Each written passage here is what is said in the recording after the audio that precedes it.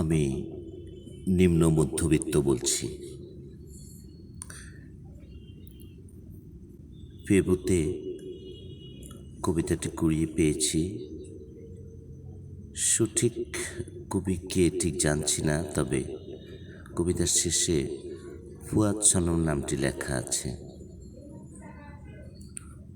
অনেক ভালো লাগছে কবিতাটি, তাই পড়তে চেষ্টা করছি।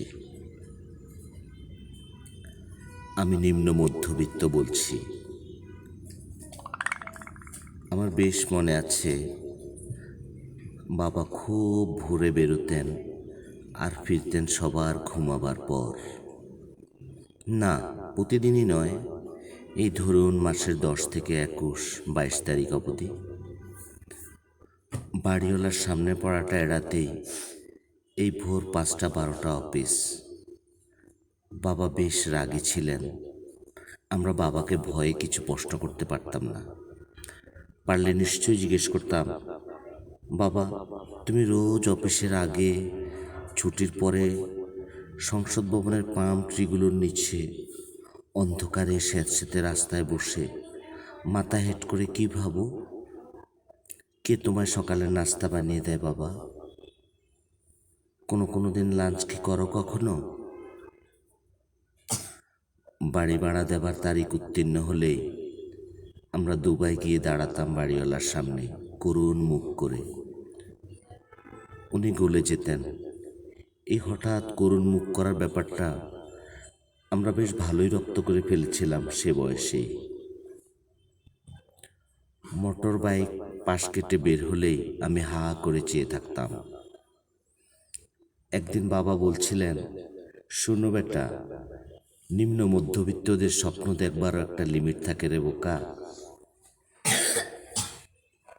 জবাবে বাবাকে সেদিন চমকে দিয়ে বলছিলাম, বাবা, জীবনের মৌলিক চাহিদাগুলোর অপূরণের আক্ষেপ থেকে জন্ম নেয়া সুপ্ত বাসনাগুলো যদি হঠাৎই ঘুম ভেঙে লাফ দিয়ে জেগে উঠে হাত ধরাধরি করে হাঁটতে চায়, সেও কি নিম্ন মধ্যবিত্ত হিসেবে অন্যায়ের সামিল হবে, নাকি সে বিত্তশালী হয়ে উঠবার দৃষ্টতা? বলেই ভাবলাম, কি যে সব ভুলভাল বকে ফেললাম বাবার সামনে, বেশি বলে ফেললাম না তো? আমি নিম্ন মধ্যবিত্ত পরিবারের ছেলে। শিক্ষা, সততা আর আদর্শই যাদের একমাত্র সম্বল, তাদের অন্তত বাবার মুখের উপর এমন বাগ্মিতা আমাদের মানায় না। গলির মুখে 3 রাস্তার মোড়ে কার্তিক বাবুর মুদি দোকান।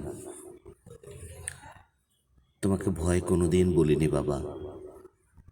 ভীষণ হাস্যোজ্জ্বল লোকটির মুখ আষাঢ়ের আকাশের মতো গোমড়া হয়ে যেত আমাদের বাকি স্লিপ ধরা হাতগুলো দেখলে। একটা লজেন্সও কোনোদিন চাইতে পারিনি বাকির খাতার কারণে। বাকিতে মৌলিক চাহিদা মেটাতে মেটাতে শৈশব যে কোথায় ছুটে পালিয়েছিল তার টের পেতে পেতে তখন আমিও এক বাবা। চালের ময়দার ঠোঙ্গাগুলোকে কেটে কেটে সেলাই করে খাতা বানাতাম।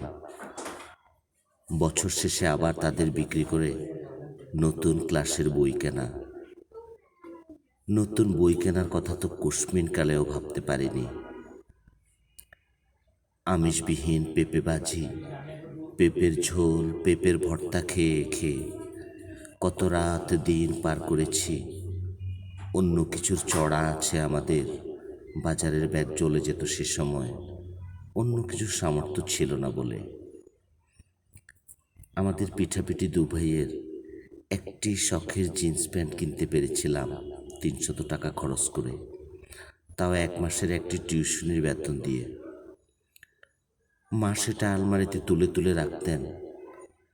যদি কোথাও দাওয়াত পড়তো আমরা ভাগ করে নিতাম, কে গায়ে হলুদে যাবে সেটা পরে আর কে বরযাত্রী হবে। এমন কোনো অনুষ্ঠান ছিল না যে আমরা 2 ভাই একসাথে অ্যাটেন্ড করেছি। উপহার কেনার সামর্থ্য কোনো দিনই আমাদের ছিল না, তাই